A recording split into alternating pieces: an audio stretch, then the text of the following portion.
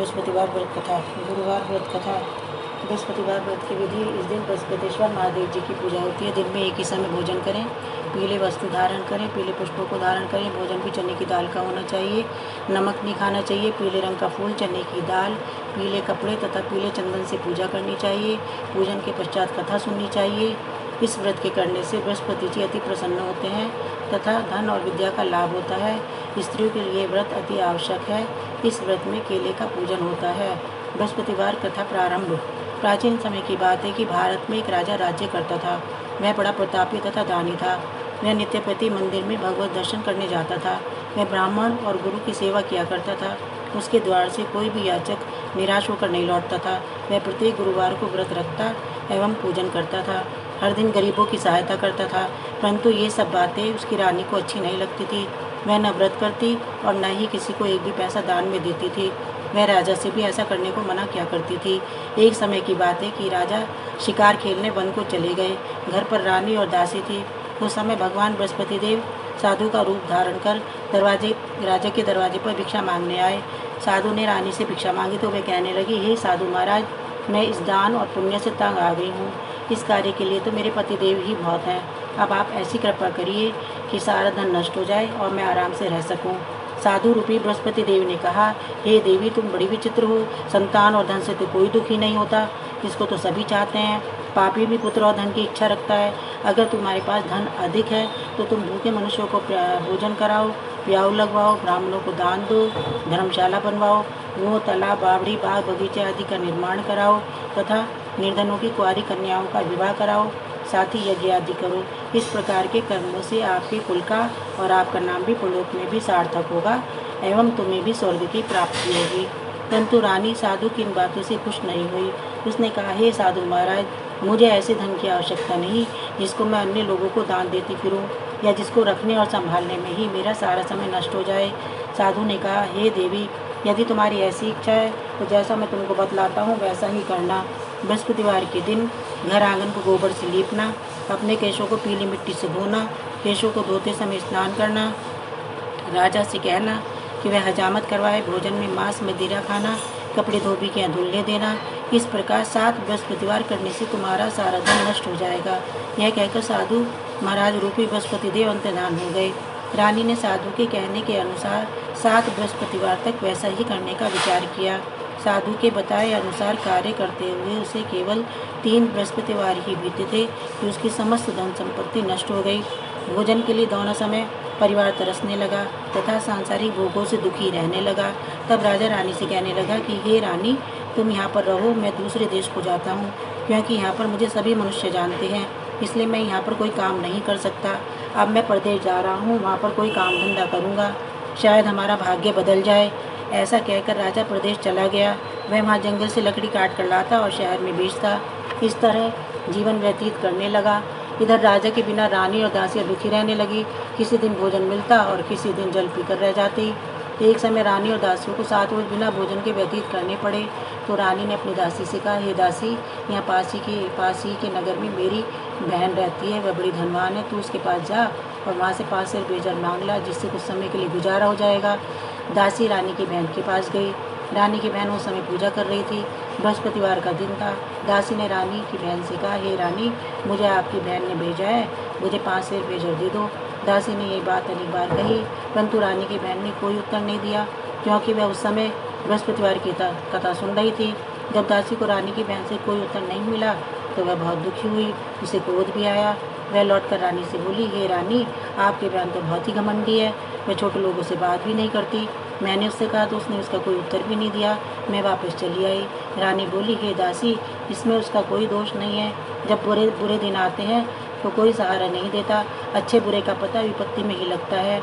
जो ईश्वर की इच्छा होगी वही होगा। यह सब हमारे भाग्य का दोष है। उधर रानी की बहन ने सोचा कि मेरी बहन की दासी आई थी, परंतु मैं उससे नहीं बोली, इससे वह दुखी हुई होगी। अतः कथा सुन और विष्णु भगवान का पूजन समाप्त कर वह अपनी बहन के घर आई और कहने लगी, हे बहन, मैं बृहस्पतिवार का व्रत कर रही थी, तुम्हारी दासी हमारे घर गई थी, परंतु जब तक कथा होती है तब तक हम लोग न उठते हैं न बोलते हैं, इसलिए मैं न बोली। कहो दासी क्यों गई थी? रानी बोली, बहन, हमारे घर अनाज नहीं था, वैसे तुमसे कोई बात छिपी नहीं है, इस कारण मैंने दासी को तुम्हारे पास 5 सेर भेजा लेने के लिए भेजा था।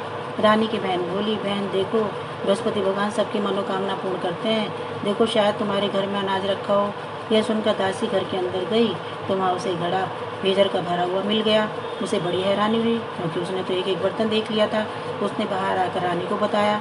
दासी अपनी रानी से कहने लगी, हे रानी देखो, वैसे हमको जब अन्न नहीं मिलता तो हम रोज ही व्रत करते हैं। अगर इनसे व्रत की विधि और कथा पूछ ली जाए तो उसे हम भी कर लिया करेंगे। दासी के कहने पर रानी ने अपनी बहन से बृहस्पतिवार के व्रत के बारे में पूछा। उसकी बहन ने बताया, ये रानी बहन, बृहस्पतिवार को सूर्योदय से पूर्व उठकर स्नान करके बृहस्पतिवार का व्रत करना चाहिए, लेकिन उस दिन सिर नहीं धोना चाहिए। बृहस्पतिवार के व्रत में चने की दाल और मुनक्का से विष्णु भगवान का केले के वृक्ष की जड़ से पूजन करें तथा दीपक जलाएं। उस दिन एक ही समय भोजन करें। भोजन पीले खाद्य पदार्थ का करें तथा कथा सुने। इस प्रकार करने से गुरु भगवान प्रसन्न होते हैं, अन्न पुत्र धन देते हैं। इस तरह व्रत और पूजन की विधि बताकर रानी की बहन अपने घर लौट गई। रानी और दासी दोनों ने निश्चय किया कि वे बृहस्पति देव भगवान का पूजन जरूर करेंगी। 7 रोज बाद जब बृहस्पतिवार का दिन आया तो उन्होंने व्रत रखा। गुड़साल में जाकर चना और गुड़ मिलाई तथा उसकी दाल से केले की जड़ में विष्णु भगवान का पूजन किया। अब भोजन कहाँ से आए? दोनों बड़ी दुखी हुई, परंतु उन्होंने व्रत किया था, इस कारण बृहस्पति देव भगवान प्रसन्न थे। वे एक साधारण व्यक्ति के रूप में 2 थालों में सुंदर पीला भोजन लेकर आए और दासी को देकर बोले, ये दासी, यह भोजन तुम्हारे और रानी के लिए है, तुम दोनों करना। दासी भोजन पाकर बड़ी प्रसन्न हुई और रानी से बोली, रानी जी भोजन कर लो। रानी को भोजन आने के बारे में कुछ पता ही नहीं था, इसलिए वह दासी से बोली, जा तू ही भोजन कर, क्योंकि तू ही हमारी व्यर्थ में हंसी उड़ाती है। दासी बोली, एक व्यक्ति अभी भोजन दे गया है। रानी कहने लगी, वह भोजन तेरे लिए दे गया है, तू ही भोजन कर।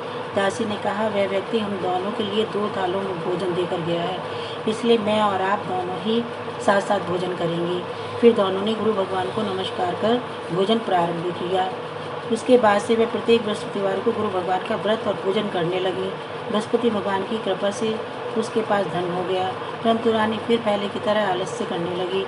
तब दासी बोली, देखो रानी, तुम पहले भी इसी प्रकार आलस्य करती थी, तुम्हें धन रखने में कष्ट होता था, इस कारण सभी धन नष्ट हो गया। अब गुरु भगवान की कृपा से धन मिला है तो फिर तुम्हें आलस्य होता है। बड़ी मुसीबतों के बाद हमने ये धन पाया है, इसलिए हमें दान पुण्य करना चाहिए। तुम भूखे मनुष्यों को भोजन कराओ, प्याऊ लगवाओ, ब्राह्मणों को दान दो, वो तालाब बावड़ी आदि का निर्माण कराओ, मंदिर पाठशाला बनवा कर दान दो, कुंवारी कन्याओं का विवाह कराओ। धन को शुभ कार्यों में खर्च करो, जिससे तुम्हारे कुल का यश बढ़े तथा स्वर्ग प्राप्त हो और पितृ प्रसन्न हो। दासी की बात मानकर रानी ने इसी प्रकार के कर्म करने प्रारंभ किए, जिससे उसका काफ़ी यश फैलने लगा। एक दिन रानी और दासी आपस में विचार करने लगी कि न जाने राजा किस दशा में होंगे, उनकी कोई खोज खबर नहीं है। गुरु भगवान से उन्होंने प्रार्थना की और भगवान ने रात्रि में राजा को सपने में कहा, हे राजा उठ, तेरी रानी तुझको याद करती है, अब अपने देश को लौट जा। राजा प्रातःकाल उठकर जंगल से लकड़ियाँ काट कर लाने के लिए जंगल की ओर चल पड़ा। जंगल से गुजरते हुए सोचने लगा, रानी की गलती से कितने दुख भोगने पड़े। राजपाट छोड़कर उसे जंगल में आकर रहना पड़ा। जंगल से लकड़ियाँ काटकर उन्हें बेचकर गुजारा करना पड़ा। उसी समय उस जंगल में बृहस्पति देव एक साधु का रूप धारण कर आए और राजा के पास आकर बोले, हे लकड़हारे, तुम इस सुनसान जंगल में किस चिंता में बैठे हो, मुझे बताओ। यह सुनकर राजा के नेत्रों में जल भर आया और साधु की वंदना कर बोला, हे प्रभु, आप सब कुछ जानने वाले हैं। इतना कहकर राजा ने साधु को अपनी संपूर्ण कहानी सुना दी। महात्मा तो स्वभाव से ही दयालु होते हैं। वे राजा से बोले, हे राजा, तुम्हारी पत्नी ने बृहस्पति देव के प्रति अपराध किया था, जिसके कारण तुम्हारी ये दशा हुई। अब तुम किसी प्रकार की चिंता मत करो, भगवान तुम्हें पहले से अधिक धन देंगे। देखो, तुम्हारी पत्नी ने बृहस्पतिवार का व्रत करना प्रारंभ कर दिया है। अब तुम भी बृहस्पतिवार का व्रत करके चने की दाल गुड़ व जल के लोटे में डालकर केले के पत्ते से भगवान विष्णु का पूजन करो।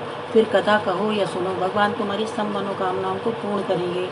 साधु को प्रसन्न देखकर राजा बोला, हे प्रभु, मुझे लकड़ी बेचकर इतना पैसा भी नहीं बचता जिससे मैं भोजन करने के उपरांत कुछ बचा सकूं। मैंने रात्रि में अपनी रानी को व्याकुल देखा है। मेरे पास कोई साधन नहीं जिससे समाचार जान सकूं। फिर मैं बृहस्पतिवार की कौन सी कहानी कहूँ या सुनूं, मुझको तो कुछ भी मालूम नहीं है। साधु ने कहा, हे राजा, तुम किसी बात की चिंता मत करो। बृहस्पतिवार के दिन तुम रोजाना की तरह लकड़ियाँ लेकर शहर में जाओ। तुम्हें रोज से दुगना धन प्राप्त होगा, जिससे तुम भली भांति भोजन कर लोगे तथा बृहस्पति देव की पूजा का सामान भी आ जाएगा। बृहस्पति देव की जय हो। प्रथम कथा समाप्त।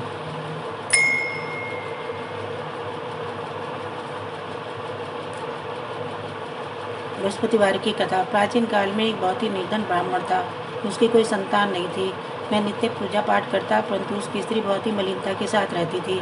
वह न स्नान करती और न ही किसी देवता का पूजन करती। प्रातःकाल उठते ही सर्वप्रथम भोजन करती, बाद में अन्य कार्य करती। ब्राह्मण देवता बहुत दुखी रहते थे। पत्नी को बहुत समझाते, किंतु उसका कोई परिणाम न निकलता। भगवान की अनुकंपा से एक समय उस ब्राह्मण की पत्नी गर्भवती हुई और 10वें महीने एक सुंदर कन्या को जन्म दिया। निधन ब्राह्मण कन्या के जन्म से बहुत दुखी हुआ। धीरे धीरे ब्राह्मण की कन्या बड़ी होने लगी। बचपन से ही उस कन्या की रुचि भगवान विष्णु की पूजा में थी। वह प्रातः उठते ही स्नान आदि करके भगवान विष्णु की पूजा करने मंदिर में जाती थी। बृहस्पतिवार को व्रत करके विधिवत पूजा पाठ करती थी। पूजा पाठ के बाद वे पढ़ने के लिए पाठशाला में जाती थी। घर से चलते हुए मुट्ठी भर जौ साथ लेकर जाती और पाठशाला के रास्ते में थोड़े थोड़े जौ गिराती जाती थी। जब वह पाठशाला से घर लौटती तो जौ के दाने सोने में बदले हुए मिलते थे। लड़की सभी सोने के दाने बिन लाती थी।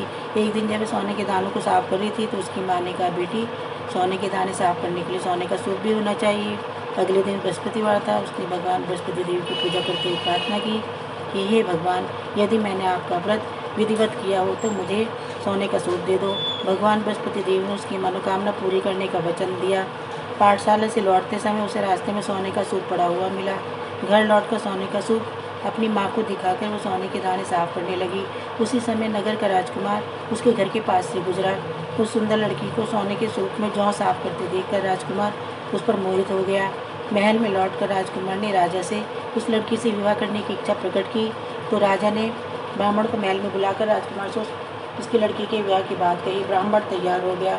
धूमधाम से उस लड़की का विवाह राजकुमार से हो गया। दुल्हन बनकर ब्राह्मण की लड़की महल में चली गई। लड़की के चले जाने से ब्राह्मण फिर निधन हो गया। उसे कई कई दिन भोजन भी नहीं मिलता था।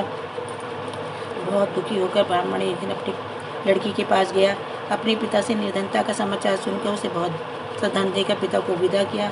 उस धन से ब्राह्मण के कुछ दिन तो आराम से गुजर गए, लेकिन जल्दी ही फिर भूखों मरने की हालत हो गई। ब्राह्मण अपनी लड़की से धन लेने के लिए फिर महल में पहुंचा।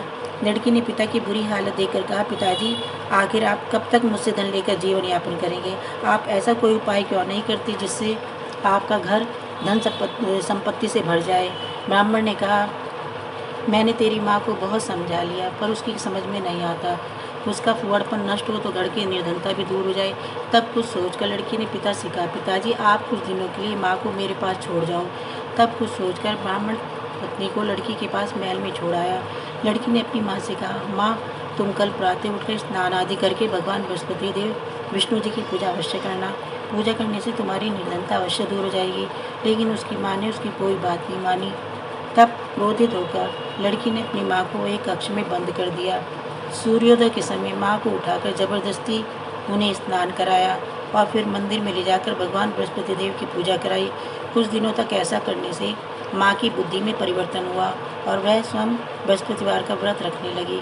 उसके व्रत रखने से ब्राह्मण के घर में भगवान विष्णु की अनुकंपा से धन की वर्षा होने लगी। दोनों पति पत्नी धन संपत्ति पाकर आनंद पूर्वक जीवन यापन करते हुए विष्णु धाम को चले गए। लकड़ारा बने राजा ने उन साधु से भगवान बृहस्पति देव की यह कथा सुनकर बृहस्पतिवार का व्रत करके भगवान विष्णु की पूजा की। उस दिन से उसके सभी कलेश दूर हो गए। लेकिन अगले बृहस्पतिवार को कामकाज में अधिक व्यस्त रहने के कारण उसने भगवान बृहस्पति देव जी का व्रत नहीं किया।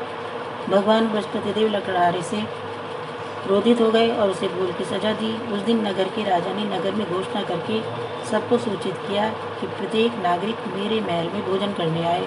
जो नहीं आएगा उसे अपराधी मानकर बाहरी दंड दिया जाएगा। लकड़ारे बने राजा ने उस नगर के राजा की घोषणा तो सुनी, लेकिन जंगल से लकड़ी काट कर लाने और उन्हें बेचने में देर हो जाने के कारण वह समय पर महल में भोजन करने नहीं जा सका। अतः राजा के सैनिक लकड़ारे को पकड़कर महल में ले गए। राजा ने उसे महल के एक कक्ष में बैठाकर भोजन कराया। उस कक्ष में एक रोटी पर रानी का सोने का हार लटका हुआ था। लकड़ारा अकेला उस कक्ष में भोजन कर रहा था। तभी उसने एक आश्चर्यजनक घटना घटती देखी। देखते देखते वह कुटी हार को निगल गई। थोड़ी देर के बाद राजा ने हार को गायब देखा तो लकड़ारे को कारावास में डाल दिया। लकड़ारा मन ही मन अपने भाग्य को कोसने लगा। तभी उसे जंगल में मिले साधु का स्मरण हो आया। थोड़ी देर में भगवान बृहस्पति देव सन्यासी के रूप में उसके सामने प्रकट हुए और कहा, हे लकड़ारे, तूने भगवान बृहस्पति देव की पूजा नहीं की, इसी कारण तुम्हें कष्ट हुआ है। लेकिन अब चिंता मत करो, बृहस्पतिवार के दिन कारागार के दरवाजे पर तुम्हें कुछ पैसे पड़े हुए मिलेंगे। उन पैसों से भगवान बृहस्पति देव का व्रत करके उनकी पूजा करोगे तो तुम्हारे सब दुख नष्ट हो जाएंगे। बृहस्पतिवार के दिन दरवाजे पर पड़े मिले पैसों से चने और गुड़ मंगाकर लकड़हारे ने बृहस्पतिवार की कथा कही तो भगवान बृहस्पति देव प्रसन्न होकर उस नगर के राजा को स्वप्न में लकड़हारे को कारागार से मुक्त करने को कहा। सुबह राजा अपने कक्ष में आकर देखा तो कोठी पर रानी का हार टंगा हुआ था। राजा ने लकड़हारे को मुक्त कर दिया और उसे धन आभूषण देकर विदा किया। लकड़हारा बना राजा उस नगर से चलकर अपने नगर में पहुंचा तो उस नगर में कुएं, धर्मशाला, बाग, बगीचे देखकर बहुत प्रसन्न हुआ। राजा ने किसी से पूछा, ये कुएं, धर्मशाला किसने बनवाई है? सबने उसे बताया कि ये सब रानी और उसकी दासी ने बनवाए हैं। राजा महल में पहुंचा तो रानी ने उसका भव्य स्वागत किया। तब राजा ने निश्चय किया कि सप्ताह में एक बार तो सभी बृहस्पति देव का व्रत पूजन करते हैं, परंतु मैं प्रतिदिन व्रत किया करूँगा तथा दिन में 3 बार कथा कहा करूँगा। अब राजा हर समय दुशाले में चने की दाल बांधे रहता तथा दिन में 3 बार बृहस्पतिवार की कथा कहता। कुछ दिनों के बाद राजा को अपनी बहन की याद आई। एक दिन घोड़े पर सवार होकर राजा अपनी बहन से मिलने चल दिया। अभी राजा नगर के बाहर पहुंचा ही था कि उसे कुछ लोगों को एक शव को ले जाते हुए देखा। राजा को स्मरण हो आया कि आज उसने किसी को बृहस्पतिवार की कथा नहीं सुनाई है। राजा ने उन लोगों को रोककर कहा, भाइयों, आप शव को ले जाने से पहले मुझसे बृहस्पतिवार की कथा सुन लो। लोगों ने राजा पर क्रोधित होते हुए कहा, तुम पागल तो नहीं हो? लेकिन कुछ बड़े बूढ़े लोगों ने कहा, अच्छे भाई, साथ में चलते चलते तुम अपनी कथा भी सुना लो। राजा ने चलते हुए आधी कथा ही सुनाई थी कि शव हिलने लग गया। राजा की पूरी कथा सुनाते ही शव उठकर बैठ गया। लोगों ने हैरानी से दांतों तले उंगली दबाई और अगले बृहस्पतिवार से भगवान बृहस्पति देव का व्रत करने व कथा सुनने का निश्चय कर लिया। अब घोड़े पर सवार राजा चलते हुए एक किसान के पास पहुंचा। किसान अपने खेत में हल चला रहा था। राजा ने कहा, अरे भाई, मुझसे बृहस्पतिवार की कथा सुन लो। किसान झुंझुलाकर बोला, अरे भाई, देख नहीं रहे, जितनी देर तक तुम्हारी कथा सुनूंगा उतनी देर में तो पूरे खेत में हल चला लूँगा। राजा निराश होकर चलने लगा। तभी किसान के बैल लड़खड़ा के जमीन पर जा गिरे। किसान के पेट में भी जोरों का दर्द होने लगा। उस किसान की पत्नी जब खाना लेकर आई तो उसने किसान से इस बारे में पूछा। किसान ने घुड़सवार की पूरी कहानी सुनाई। किसान की पत्नी दौड़ती हुई राजा के पास पहुंचकर हाथ जोड़कर बोली, भैया, मैं तुम्हारी कथा सुनने को तैयार हूँ। राजा ने उसके साथ खेत पर पहुंचकर बृहस्पतिवार की कथा सुनाई। तभी बैल उठकर खड़े हो गए। किसान के पेट का दर्द भी तुरंत ठीक हो गया। राजा अपनी बहन के घर पहुंचा तो उसकी बहुत आवभगत हुई। अगले दिन सुबह उठकर राजा ने देखा कि घर के सभी लोग भोजन कर रहे हैं तो किसी को भूखे को बृहस्पतिवार की कथा सुनाए बिना राजा भोजन नहीं करता था। उसने बहन से कहा, बहन, क्या घर में कोई ऐसा व्यक्ति है जिसने अभी तक भोजन ना किया हो? उसकी बहन बोली, भैया, हमारे घर में क्या, आपको पूरे नगर में कोई ऐसा व्यक्ति नहीं मिलेगा जिसने सुबह सुबह भोजन ना किया हो। तब राजा ने बहन के घर से निकलकर उस नगर में बिना भोजन किए व्यक्ति की तलाश की। एक गडरिये के घर में उसका बेटा बीमार होने के कारण भूखा रह गया था। राजा ने उसको जाकर बृहस्पतिवार की कथा सुनाई। कथा सुनते सुनते ही गडरिये का बेटा बिल्कुल ठीक हो गया। सबने राजा की बहुत प्रशंसा की। एक दिन राजा ने अपनी बहन से कहा, बहन, अब हम अपने घर जाना चाहते हैं, तुम भी हमारे साथ चलो, कुछ दिन वहाँ रहकर लौट आना। राजा की बहन ने अपनी सास से पूछा तो सास ने ताने देते हुए कहा, बहू, मायके जाना तो अकेली जाना, मेरे पोतों को नहीं ले जाना, तुम्हारे भाई की कोई संतान नहीं है, कहीं तुम्हारी भाभी मेरे पोतों पर कोई जादू टोना न कर दे। दूसरे कक्ष में बहन की सास की बातें सुनकर राजा दुखी मन से अकेला ही अपने नगर को लौट आया। रानी ने राजा से कहा, आप तो अपनी बहन को साथ लाने की बात कहकर गए थे, वे बहन को साथ क्यों नहीं लाए? तब राजा ने दुखी होते हुए कहा, रानी, हम निसंतान हैं, इसलिए हमारे कोई घर आना पसंद नहीं करता। रानी ने राजा को समझाया, हे प्राणनाथ, हमें बृहस्पति देव ने सब कुछ दिया है, अब भगवान बृहस्पति देव हमें संतान भी अवश्य ही देंगे। बृहस्पति देव वार को बृहस्पति विधिवत व्रत करते हुए राजा रानी से भगवान वसुदेव से संतान के लिए प्रार्थना की। कुछ दिनों के बाद उन्होंने स्वप्न में दर्शन देते हुए कहा, हे राजा, तेरी मनोकामना अवश्य पूरी होगी। 1 सप्ताह बाद ही रानी गर्भवती हो गई। 10वें महीने रानी ने एक सुंदर पुत्र को जन्म दिया। राजा रानी जीवन पर्यंत बृहस्पतिवार का व्रत करते रहे। उनके व्रत घर में धन की वर्षा होती रहे। इस तरह आनंदपूर्वक जीवन यापन करते हुए राजा रानी भगवान बृहस्पति देव की अनुकंपा से मोक्ष को प्राप्त करके सीधे वैकुंठ धाम पहुंच गए।